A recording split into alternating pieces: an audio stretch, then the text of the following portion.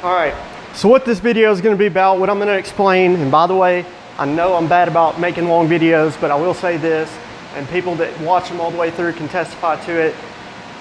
I always end up, even though it'll seem I get in rambles and get off track at points, there's always like a reason or a benefit to watching it all the way through, because then I end up getting back on track and I can say useful things that would benefit you and that I should have gotten out earlier. But so what this video is going to be about is why every detailer should own a rotary polisher, because you know that used to be basically the only, why every detailer that polishes paint should own a detailer. You know, if you're just starting out or all you do is washing cars and you know, hand put wax on, that you never, you know, use a machine to polish or paint enhancement, anything, then you know, this doesn't matter to you unless you plan on doing it in the future. But it used to be rotaries, you know, were all there was, and so it's just in, you know, recent years, you know, in the 10 years that it's starting to get more and more popular, and really has gotten to be a thing where a lot of people, you know, especially if they're starting out, don't want to touch a rotary. They don't even want to own one because of, you know,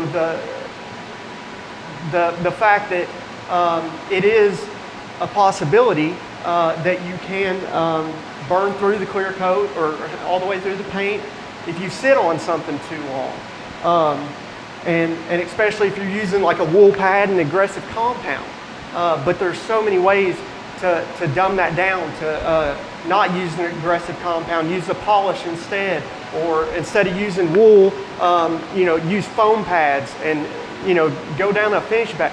You start out that way, least aggressive, and then go more aggressive. So I want to say that there are ways. You don't have to get a rotary and only use a wool pad and harsh compounds. But that is one of the things that, basically one of the reasons, that's one of two reasons I should say, and I want to tell you both of them. And the whole point of this truck being here is so I can actually show you real quick before I completely finish the truck, because that's the thing is, you know, I just thought about the situation, making this video, it being beneficial to show somebody what I'm talking about, you know, instead of just talking about it. And so, you know, I'm almost finished now, and basically there's spots, you know, that I've hit even on this door. Now I will say the reason that door looks so glossy, it's not only because of the lighting right there, but that door and the fender in front of it have been repainted not too long ago, and so, you know, that's the whole point, is to this thing is so oxidized, and, you know, which I forget what year it says, 97 or something, and so, you know, that's what happens, and those customers do come your way, and so what I always end up, and they're not looking to, you know, get correction that would take, you know, you'd be better off to repaint it than pay as much money to try to get it to perfection that you're never going to get. You know, but for doing what I'm doing here, which is a paint enhancement, is all this is. I think I charged an extra $150 to do this paint enhancement. Now it turned out to be more oxidized than I thought it was, because I start out by using a dual action polisher and a cutting foam pad and all in one, basically. And, you know, after going over it and it not, because all I'm trying to do is just get it to shine again, which actually is a big difference from the oxidized part. So I don't know if you can tell, like around this area right here, if you can see that shine on the door right in there. I've done, you know, the compounding right there with this rotary, but up here on the pillar, for instance, that is it hasn't been touched, and so you can see, I mean, it does look like a little shine up there. Actually, I take that back. Yeah, I did the top, so that is that part's been touched, but right here in the middle, you can see it's just, it looks like flat paint. You know, it doesn't have a high shine like, you know, clear coat should. And so that's all that I'm going for, is just to make it shine, just to do enough just to make it shine. And in this particular case, because I've had to go to a wool pad and heavy compound, I'm leaving it at that because it's just paint enhancement, and because that right there, the way the compound, when I'm done and it leaves that gloss right there, that's enough.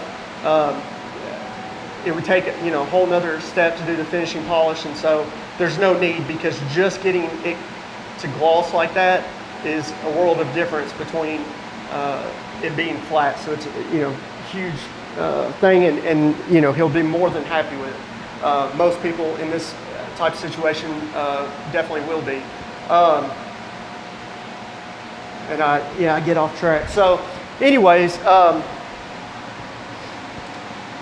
one of the big things that you need to have a rotary for is because, like I said, in this situation, if I didn't have a rotary, or even if you had a dual action, but you have some wool pads, and I'll tell you, I already tried out the dual action with even a microfiber and compound, and it was still, it just wasn't, it wasn't efficient. It was taking way longer and wasn't even delivering the right results, or as good results.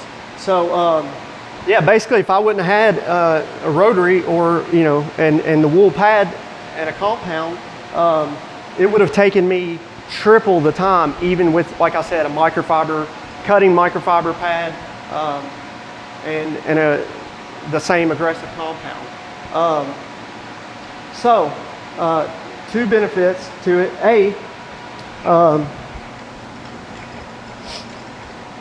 Oh, and I want to point out, though, y'all might be able to see this. What that is splatter from the compound, and that is one of the things. Also, bad traits that go along with the rotary is that it's easier. I mean, you can definitely do it with the dual action too. You can do it with anything, but rotaries are known to have sling off of them, and so since this is that rubber trim. And it's actually oxidized and really dry too. Same with this right here.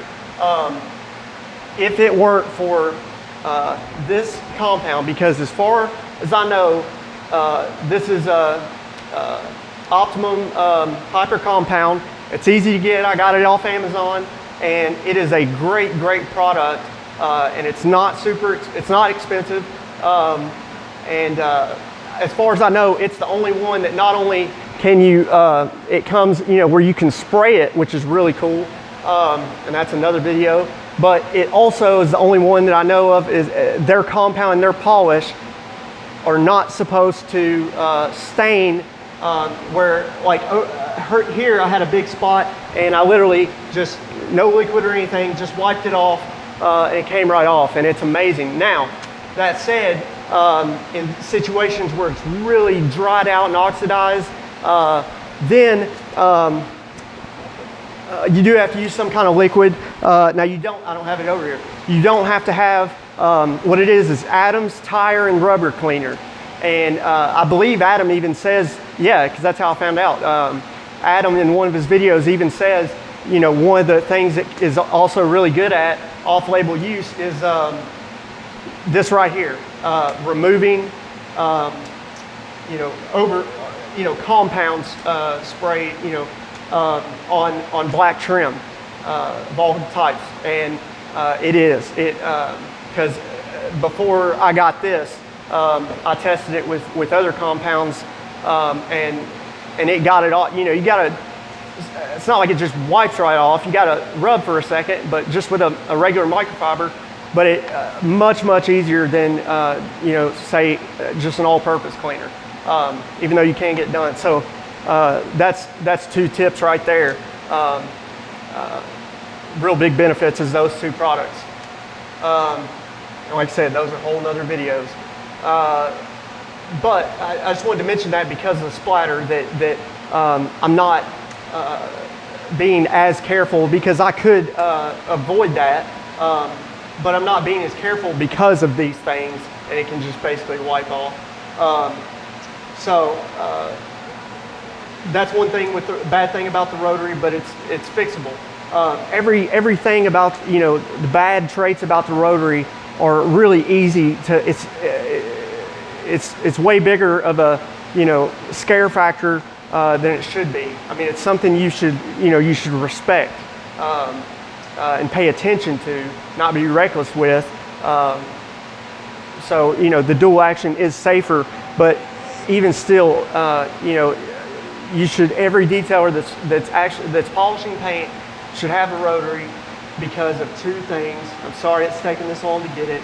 One is, I kind of got it out. One is that, like I said, this is gonna make it a third of the time by getting what I need to get done with the same compound, but simply it being a wool pad, that are real common with rotaries. And then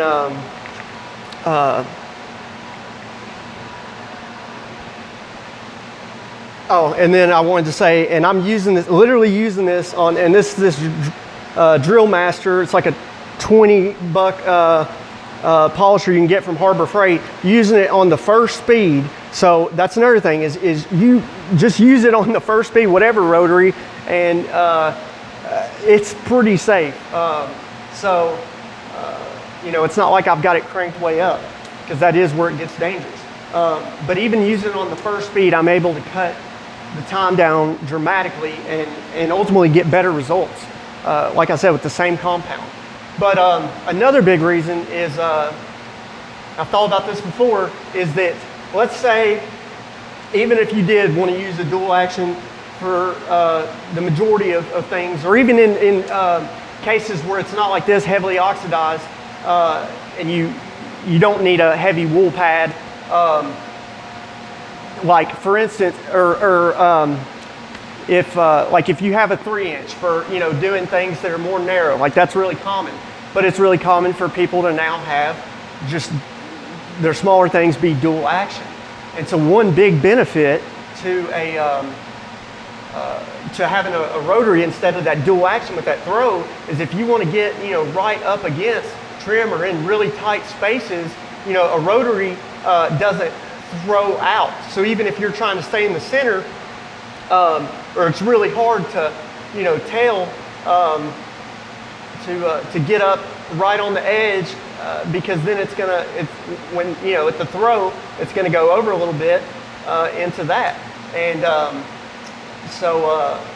even with, like I said, normal situations, or especially using normal compounds and polishes that would stain this stuff, having a 3-inch rotary, or especially like my 2-inch, they're awesome for just that right there, for getting right up against that, especially sharp stuff like emblems, because you've got to stay, like at least a ½ inch, an inch away from stuff like this, because like sharp stuff, when it barely, throwing into it, if you try to get all the way up against it, it's going to tear, pads up like that. And so, and also another thing about it is that rotaries, the smaller you go down, in size, they are actually less aggressive as the size goes down. With dual action, it's the exact opposite. They actually are technically more aggressive the smaller size you go down.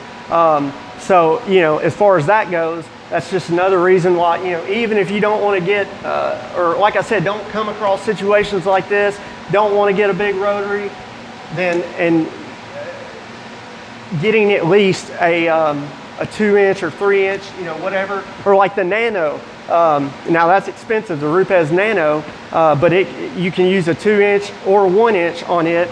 And the really cool thing I like about that is that it has the ability for you, if you want to use it just as a rotary.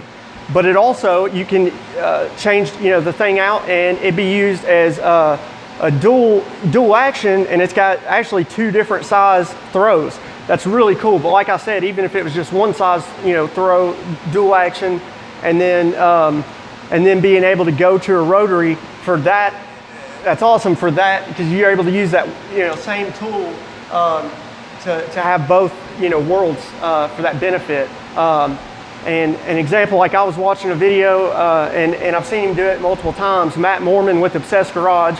Most people have seen his videos. It's really popular.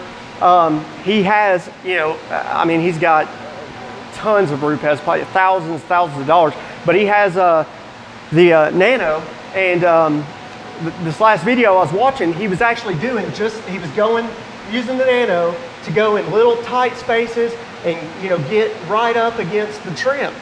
And, you know, I'm sitting there saying to myself, man, because he actually made a comment about just that it had where you can use it as a rotary, but he's like, I don't want to take a chance, I don't want to mess with it.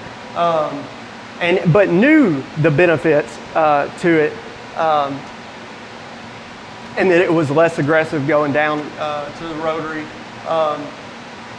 Well, except for I didn't hear him say just that as far as if it was a rotary, that it doesn't have a throw, so you can literally get right up against that edge, and you know, it doesn't have a side to side up and down motion, so it's just gonna stay just like that. So you can get up right on it and stay precise. And that's probably the biggest reason why I think every detailer, and Matt Mormon, I'm sure he's never gonna see this, I think that's why he would benefit just with the Nano, if that's all he wanted to do, and he's already got, you know, the stuff to do it, is use that rotary option. So we're at 16 minutes.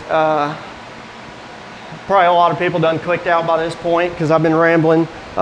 If you haven't, like I said, and you listened to the part where I said there's you know, nuggets of wisdom thrown in there all through random parts, then you definitely got the most out of it, because like I said, things that I really wanted to, but these are always, I never have a script, they're always unplanned, you know, right on the moment. So I really need to work on that to make better videos. But if you hung in there, then you know, things that I wanted, the key points that I should have got across, you know, in the first minutes, you actually got to hear. And one of the big things that took me forever to get out was that point that I should have made first, that even if you only use, you know, the small rotaries for your edge work and tight work, that's a huge benefit to have it, you know, just stay in a fixed circle, just a rotation, instead of having that throw for the reasons already stated. It's a really big thing that a lot of people, I don't think about or just don't know. And so maybe that'll really help you going forward. You know, this is one of the videos that really had the potential, I think, to help a lot of people. Even, you know, people have been doing experience that even if I would have made this a good video and a short video, then, you know, possibly even if Matt Mormon watched it, that, you know, he might even consider trying that out. And I'm certainly not saying that, you know, I expect Matt Mormon to listen to me, you know, or certainly not to, you know, give me a shout out and say, hey, thanks for that video saying that. But like I said, if it just helps one person, then I'm good with it. And so with saying that, if you have made it to this point, hey, if you're somebody that either, like I said, is going to benefit from this situation, or at least try it out to see if it works for them, or if you are somebody who, like, you know, already came across this and did exactly what I'm saying, is, you know, decided to get, you know, at least a small rotary for the reasons that I stated. Or if you got a big one for, you know, any situation at all. If you only had a dual action, but then you decide to get a rotary because you realized there were some extra benefits, and it was worth the, you know, getting to learn, then please leave a comment. Any of you, leave a comment below and let me know that, because I really, it really makes it worth it to make these videos when people, you know, leave comments saying that, you know, they've had a similar experience, or, you know, if I've helped them, or if they ask questions, anything like that, it's definitely appreciated. But other than that, guys, I'm going to end it. So until next time, y'all either be good or be good at it.